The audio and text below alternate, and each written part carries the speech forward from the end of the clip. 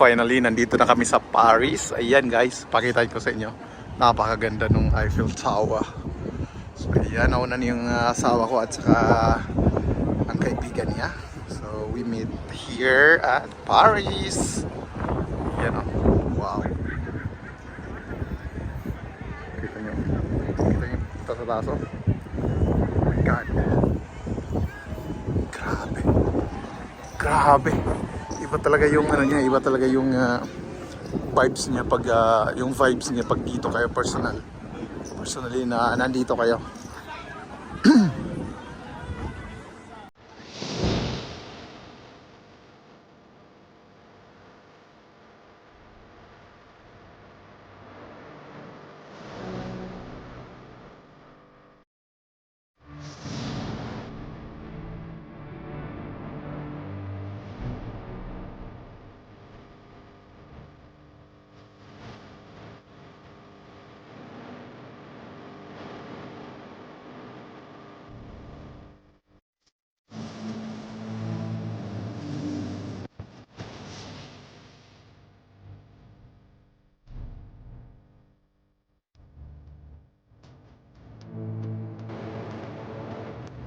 Alright.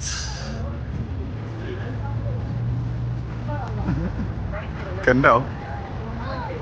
Finally, we are here. Lapit na talaga kami. Ayan oh. Ito pala yung nasa baba.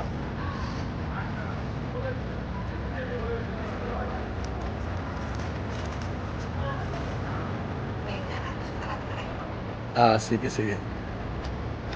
Yun oh.